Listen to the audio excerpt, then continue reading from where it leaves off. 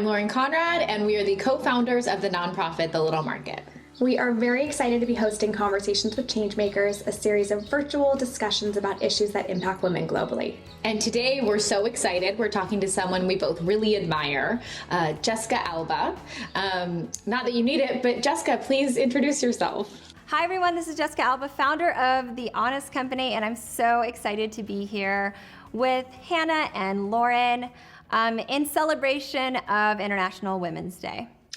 Jessica, thank you so much for joining this conversation with us about investing in women. We are so happy to have you, and we really appreciate your ongoing support of the Little Market. Yeah, and actually one thing we'd really love just to start off is if you would share with us how you've kind of centered your business around women.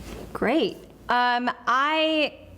Thank you for having me. I think it's amazing to be able to really highlight other women that are really sort of paving the way and making moves in business. You don't get to see a lot of women in business. And there's a reason. Just in 2019 was the last time I think this data point was captured. Every year it's getting slightly better, but it's like 1% of funding went to female-founded businesses. And then as a woman of color, the percentage of businesses that are female-founded and women of color, it's even worse, right? For us getting a shot at even starting our businesses.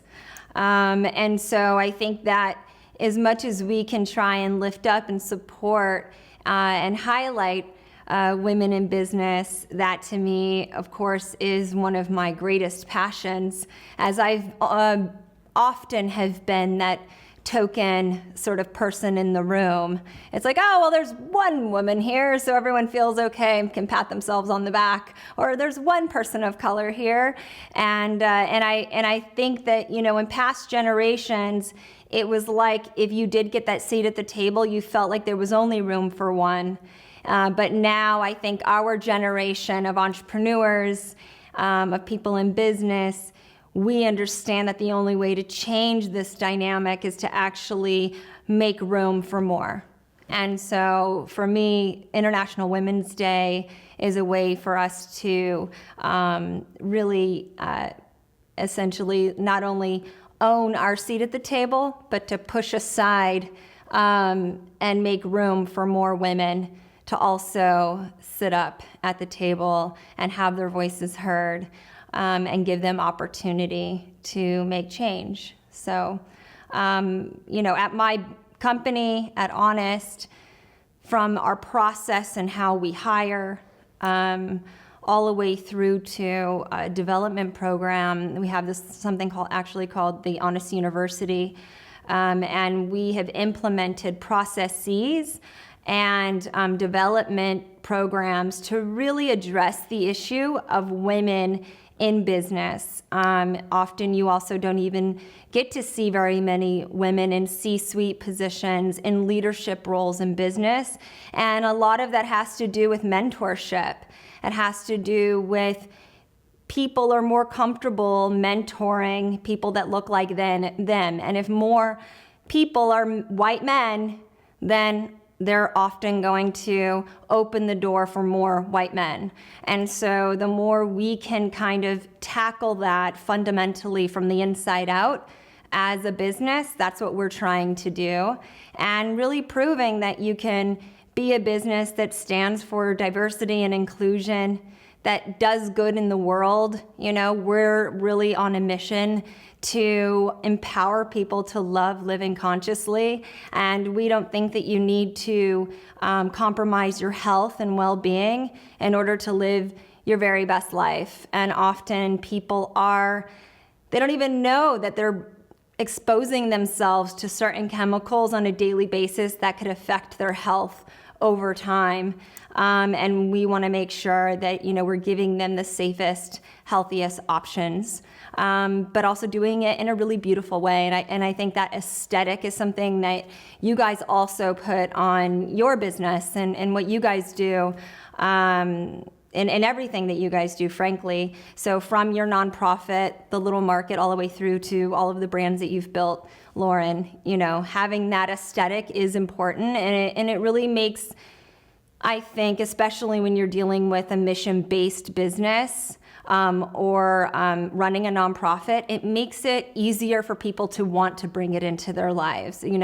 It's not like you have to leave that piece at the door, which a lot of times, I was looking at all of these sort of natural leaning or clean companies before I launched Honest, and it was like I felt like I needed to be someone else. I was like, nothing against hippies and vegans and all of that, people living off the grid, but you should be able to live healthy and want cleaner ingredients in your products, but I just wanted it to be fresh and modern and cool, and it seemed like that was something that was always a big conflict, and so that's why I really wanted to create that solution.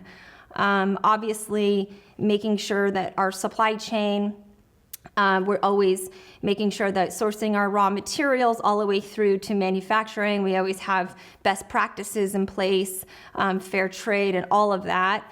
That's important to do. And so, just having integrity and being able to build a business that has values and is an ethical business, for me is, I think, my way to be the rebellion against the stereotype of what it is to be successful in corporate America. So both of our organizations, yours being a really successful brand and ours being a nonprofit, we've both kind of set ourselves up to give back.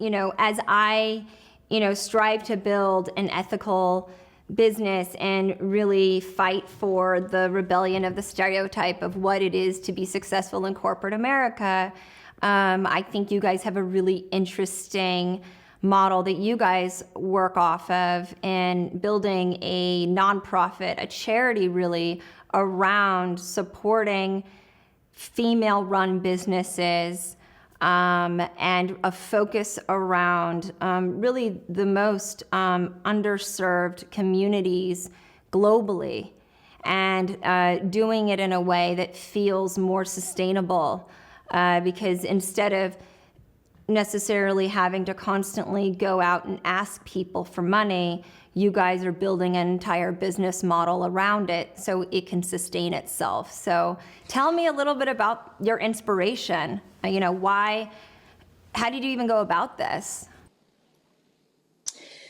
So Hannah and I actually met each other back in FITM many, many years ago. And so we had a shared love of design. And then we became friends through her husband and an ex-boyfriend, actually. And we really quickly became travel buddies. We traveled really well together, and Hannah was always down to go wherever. And so we just started traveling around with each other and seeing things. And also Hannah has a background in nonprofit, so she would always share stories with me. And I was so interested in everything she did. So that's kind of like our relationship and how we got started. Yeah, so on these trips that Lauren and I started taking, we would always find ourselves in marketplaces, meeting with artisans, meeting with makers, learning about the products, and really falling in love with the people who made them and the stories behind them. We later took a trip to Tanzania, Uganda, and Kenya that was focused on meeting with nonprofits that were serving women and children, because Lauren really wanted to figure out a way to use her platform to give back. After spending about 2 weeks visiting nonprofits, a lot of time in the car, we decided that the most impactful way would be to actually create an online marketplace where we could help sell the handmade goods made by the women we were meeting. And one of the things that Lauren was always so excited about with that is it wasn't a one-off campaign. We weren't working with just one nonprofit. The more items we were able to sell, the more women we could help globally. There was really no limit to the geographical reach of this concept. Mm-hmm. And actually, because we started back in 2013, we started small. We were really thoughtful about how we grew this nonprofit. We wanted to do the best job possible we could for these artisans, because we really were serving as a platform for them. And this year, actually, we hit a very exciting milestone. We reached 1 million hours of dignified work. So that was really exciting for us.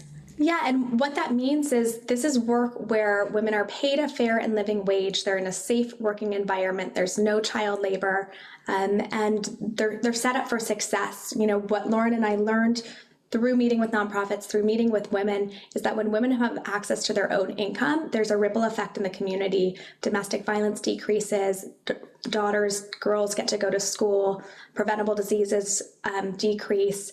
It really transforms an entire community and generations to come. So that's why we were so excited about investing in women. So our concept, it wasn't entirely new. People were doing this. They were working with artisan groups. We felt like we were constantly looking at them and being like, I want to support these. I'm just not finding like things that are falling into an aesthetic I'm interested in. Like, I don't necessarily see items that I want to place in my home, but I really want to support this mission and what they're doing. And one of the things we talked about is, okay, so let's use our strengths. So obviously we're both interested in design. We know, we had an understanding, or we try and have an understanding of how social media works. Like, we kind of have all these tools, and we wanted to be able to provide guidance to artisans when it was needed. And sometimes it's not needed at all. They're making the most beautiful things. I want them in my home immediately. I know other people will feel the same way. So we always wanted this to be something where there was no compromise. You were seeing something, you were saying, I love that. That's so beautiful. And we were saying, you're going to love the story behind it too. So, that for us was always kind of one of the main things we wanted to come across in this site. We wanted it to be aesthetically beautiful. From the beginning, when we started the Little Market, we never wanted our customer to have to compromise between a product that did good and a product they loved. Jessica, we know that that's something that you care a lot about with the Honest Company. Could you please tell us a little bit about that? Yeah, that's definitely a pillar that I always, really was thinking through the lens of, if someone feels like they need a compromise on whether it works versus like their health, it's like that isn't something that someone should need to choose. And then also making it accessible. Now, obviously you guys know when you're making something handmade and it's not just made by a machine, right? It's going to be more costly. It just is. It's just the way it is. And if it's made from a more natural material, again, it's going to be more costly, but it's worth that investment, right? And it's appreciating everything that goes into it. And same with the Honest Company, we formulate at such a high level that it's just not going to cost the same as putting a bunch of synthetic and harsh chemicals and things that are cheap, right? That you can get, in huge vats for not a lot of money. You really have to formulate. We always formulate thinking about what is the best thing that can be in this. And then we choose not to use like over 2,500 chemicals. And then the third piece is how can we make it accessible? And, through the design, obviously it needs to work.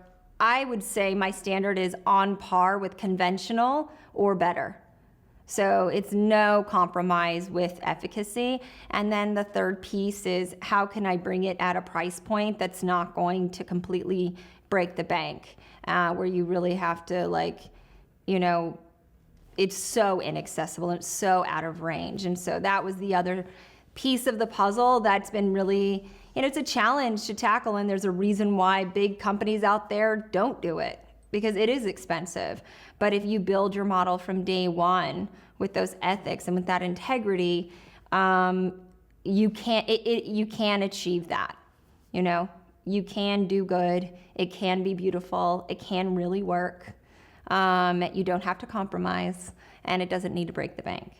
Yeah, and speaking of mothers and children, we know you're really involved with Baby to Baby, and it's so inspiring to us, all of the important work they do. Would you mind just kind of sharing a little bit about Baby to Baby with us? Sure. So Baby to Baby is a nonprofit that supports really families from 0 to 12 years old, that have children from 0 to 12 years old with those basic essentials. So everything from diapers and wipes, all the way through to a warm coat, shoes, blankets. We were also distributing a lot of formula this year because there was a big shortage of formula. So basically, we started as a tiny nonprofit, and with Baby to Baby when my girlfriend Kelly came and started to run it. She's my best friend. And it was right when I was starting the Honest Company. And so I said, we're going to partner up. And as we grow, we'll always, it's similar to your model where it's like, it's just embedded in the model that we're going to give product, also employee hours, donate time and money to nonprofits. And so with Baby to Baby, you know, really as Baby to Baby went from being a really local organization about 9 years ago, now it's the largest diaper bank in the country. And we also do disaster relief globally. So when there is a big disaster, we will show up and really do everything we can to support families. But it is often people who think of like floods, fires, even really seriously during COVID, all of the people who had jobs and they are now finding themselves jobless and homeless, and they have children, and their children also, they're in school, and where they used to be able to get support at school and get their meals at school, now they don't even have that, right? So a lot of families are living in cars because it's not even safe to be in homeless shelters because they're so crowded and overrun. And a lot of our families, even if one person still has a job, the mother's still going to work. We have families where the kids and the grandparents are living out of the car. And so they still need those essentials, and they are choosing between a clean diaper or food. Jessica, we're so grateful for the work you do with Baby to Baby. We all know that COVID has disproportionately impacted women and vulnerable communities, and the work you do is so important. Yeah, I think it's amazing. And I think also the fact that you're finding time to do this on top of being a mother and having a full-time career is very impressive. And that's actually something we really want to talk to you about. We would love to hear kind of how you got started in your career, because it's very impressive. I think that for me, I just wanted to build a business that just does good. And it's just part of who we are. It's in the DNA of who we are. Like I said, it's like, how can I build the antithesis of what people think a successful corporate America is? And as like a Mexican-American woman who has no degree in business, and not that I didn't want to, I just frankly didn't have a lot of time. I was doing something else, and I was hustling and trying to make money, you know? And I, really just surrounded myself with people who are smarter than me, and I had this idea to build this business and build the business of tomorrow. And that's why I get so excited when I see what you guys have done, because I was like you, I was constantly looking for fair trade items to curate and bring into my home. I wanted to support artisans. I do travel, and I have traveled for most of my life. And you do find these incredible artisans in little villages and these nooks and crannies, and you're like, oh my God, there's so much history here, and there's so much that goes into it, and it's so beautiful. How can you make this available to everyone? And you guys really solved for what I feel like is a huge need in supporting those communities. And I was actually a global ambassador around the World Cup in Africa with Queen Rania and Bono, and I learned a lot about education, really like a comprehensive education being available to everyone. And over 60% at that time of people who didn't even have access to education were women. They are put really at the end of the line when communities, in certain cultures, choose who gets the education. It's the very last person is going to be usually the girl in the family. Yet when you invest in those communities, and what we found, and there's data to back it, that when you actually say you buy from a woman who is an artisan, you're going to get not only 2.5 times your investment, but also she spreads that knowledge to other people in the community. So she spreads the wealth and the knowledge, where with a man, it often begins and ends with him. Unfortunately, it's the data, guys, sorry. And he's often not then sharing that knowledge and passing down that, I guess, that trade, that expertise to others.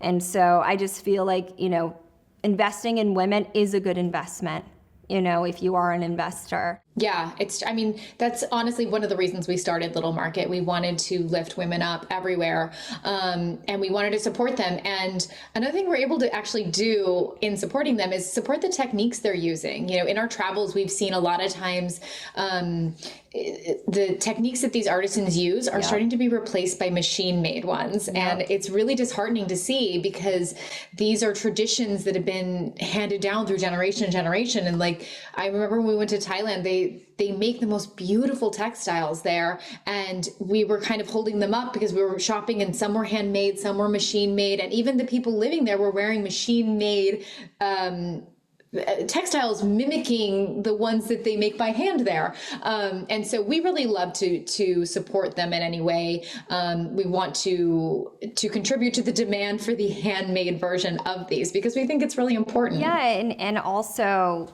the larger thing that you just touched upon is the culture, right? You're supporting the history of a community and a culture. And that is everything, right? Without our culture, without our ancestors and what they gifted us, what do we have? We agree. When Lauren and I are giving product feedback for artisans, preserving culture is so important to us. Oftentimes the product feedback is just slight adjustments, like the pillow needs to be this size to fit in an American home, but we do everything we can to preserve culture. One of the other reasons we started the Little Market is because we really believe that everybody is entitled to dignified work opportunities and earning a fair wage. As we know, Latinas earn about 55 cents on the dollar for white men. This is completely unacceptable. What can we do to change this? I think first and foremost, it's getting allies. If at the end of the day, the people who are ultimately the guardians of the economy and finances are white dudes, they need to understand the value of investing in others, whether it's people of color, whether it's women, whether it's women of color, right? And it's like, I think it's definitely touching on, for us, you're just like, of course, it's just the right thing to do. But if that's not the, I would say it can't be the only thing that you're relying on, because then it's just about free will on whether someone's going to prioritize that or not. So by having statistics around, hey, when you pay someone fairly who has the same title and is doing the same job, maybe you're going to get that much more out of that person, right? Or it's just having some statistics to support it. Like similar to investing in women, you're gonna get 2.5 times in value, right? You're gonna have a more productive workforce. You're gonna have a more balanced workforce. You're gonna have a happier workforce. You're gonna have less turnover. You're gonna have higher retention the more diverse it is, right? Because if there's usually, we found now, I think in society, if there's just one single person or one single voice and it's so imbalanced, it's really hard to, and people do care about fairness, it's really hard to keep people happy and keep people moving towards whatever your end goal is. So it's after the Me Too movement, and certainly the BLM movement, I mean, I wouldn't say after, I would say that these were these giant moments of awakening where you can't ignore this anymore. And I think more and more as we put pressure on like the government and business practices, like you have to have a certain percentage of women in order to just even operate a business, or what are you doing, and really enforce these rules or these laws. So it's advocating probably for more fairness in the workplace, period. And then on the other side, it's finding allies in business, and then it's having the data to support, from a business perspective, not just it's the right thing to do, but it is a great investment, But it's hard because it's hard for people to change, and if you're not part of the community that's being affected by it, it's like out of sight, out of mind. And it is a difficult thing to tackle, and I think that's why it's been so bad for so long, because it is not easy. It's complex. Diversity, inclusion, and equity are all things we care deeply about at the Little Market, and I know that these are things that matter to you as well. How do you as a woman empower or act as an ally to others? Yeah, I think when it comes to diversity and inclusion and fairness, for me, it's not a huge hurdle for me to have to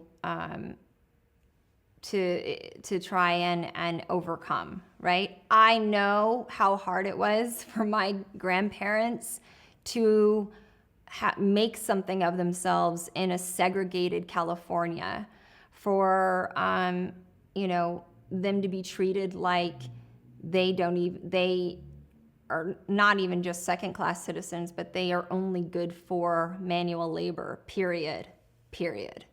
And why are they talking? Why do they think they're even afforded the same rights? Like, how dare you, right? And so they grew up in Southern California, and that's how they were treated every day growing up. And it did not put a dim on their light. It did not hold them back. Their spirits were fire, and they were going to push through and be successful no matter what. My father was raised with that same work ethic of like, put your head down and do whatever it takes. And just the spirit of like, if you put your work into it, you can be anything. And he gave that to me, right? And so I would say, like, for me, it's not a giant hurdle for me to stand for diversity and inclusion. It makes sense for me to figure out, hey, what's the challenge? Oh, mentorship. That's actually the biggest issue. How can we tackle that? By creating a program in-house where we can develop people professionally, so we don't have to rely on a system that's just not even built for women or people of color. Great, tackle that. And then put together practices or have some sort of processes around hiring, where you're not just seeing one kind of person, but you're forced to see many different types of people. And I would say that the most important when it comes to our business, one of the most valuable people, and it's hard to say who's more valuable than others, but I would say our chief people officer is everything. Janice is amazing. She's a Native woman. She's super badass. She has a giant heart. She's like the biggest caretaker, but then also like has, such a great brain that like understands how to get it done. And so I think it's like, for me, it was about surrounding myself with professionals that believe in my values, where we can together take the business to that next level. I would say for people like you guys are doing, I think, a lot of work already that highlights communities and telling stories of these underserved, underrepresented communities. And I would say it's just continue to do that. And as you look at your employees to keep your business running on the day-to-day, implementing some practices that keep your eyes open to diversity and inclusion, and making sure that that is part of how you guys even run your nonprofit, if that is important to you, right? Yeah, and as we're building our own team, we really think about equity. One of the things that we've learned is that all resumes are not created equally. Because of privilege, certain people have job opportunities, experiences, college degrees, internships that others would never have the opportunity to get. My mom started building my resume when I was in middle school through volunteer opportunities and internships with family friends. And now I understand that that was all part of privilege and that not many people have opportunities like that. Yeah, I think that's amazing that she was doing that. I think a really good example of this is internships. I was an intern. I was an intern on television. I was a big advocate for it. People would ask me for career advice. I would say, you should get an internship. You go, you get the experience. It's great. Again, because of my own privilege, I did not understand that not everyone can have an internship. Not everyone can afford to work for free. So I think that those are things we consider. Also, when she talks about, going to a 4-year college, I don't have a degree. I think that it's really about meeting the person. And I think people need to be really open-minded when they're building a team like we do at the Little Market. And, qualities like willingness to work and just being a good person and someone that people want to work with, we've learned is so much more valuable than other things you would look for on a resume. Yeah, and also as employers, we're able to do things like now at the Little Market, our internships are paid. We want to give anybody the opportunity to have them and not just have this as an opportunity to people with privilege. Yeah, it is. And I would say also just in my history over the last 9 years, in people that I have hired, the people who come in with the most impressive school and have the entitlement because they came from a good family and every, life was on a silver platter for them, they don't handle challenges in the same way as someone who has had to hustle and figure it out and roll up their sleeves and don't take no for an answer. It's a different spirit. And so I've appreciated, and I would say even, there's also a bias towards moms. There's a reason why after a certain point, it's like there aren't a lot of women in C-suite, I was told, because when a woman has a baby, she doesn't want to work anymore. What? What are you talking about? And what actually happens is in the hiring process, I've been in rooms with men that have said that and said they just don't exist. And I'm like, that's bullshit. Women still have the same dreams and aspirations and all of that. And raising children is, if you do have a partner, is a two-hander. It doesn't fall on one person's shoulders. And I actually got more motivated to think about what I was doing with my life and my career after I had kids. Not less, and more efficiently. I think also, so oftentimes in a household, typically the woman is the one making most of the purchases. And I know, especially in this last year, I'm very much the one making the most purchases. So I've tried to be really thoughtful with how I shop, where I shop, supporting small businesses, kind of just putting a little more thought into these decisions that I make every day, because I think that those are the things that really do kind of add up and make a difference. So I'd love to hear your thoughts on just the power of purchase.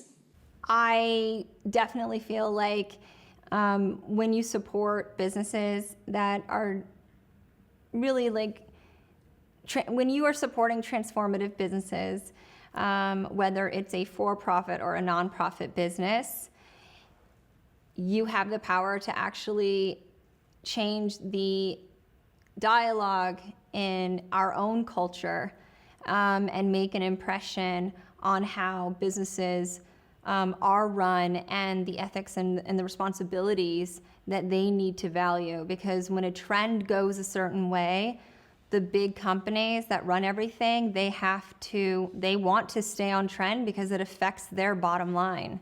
And so the more that everyday people decide to vote for businesses that align with their values and their ethics, the better everyone's going to be, because it will have, we call it a butterfly effect or a ripple effect. And so I think that I am so encouraged by that, and I love your business, and you are my go-to for gifting for sure. And you do have beautiful, I always have a candle from the Little Market burning in my house, and I love just all the beautiful things that you guys have curated and that you guys bring to life, and there's so much for folks. So I think your gifting items are really awesome, because I do like to put together like my faves for friends. So whether it's a birthday or it's a baby shower or it's, any kind of holiday, it's like putting together little things that I just love.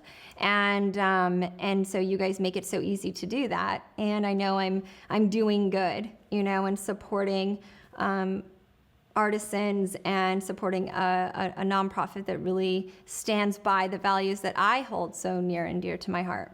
Well, thank you so much. Obviously, we're both huge fans of Honest and all the work that you've done there. And we really appreciate you just taking time to have this conversation with us. This was really great. Yeah, and Jessica, thank you so much for your ongoing support of the Little Market. You've really supported us from the beginning, and it means so much to us. Of course, my and pleasure. We love that you understand that every purchase you make at the Little Market truly is investing in women. Thank you. Well, thank you for having me, ladies.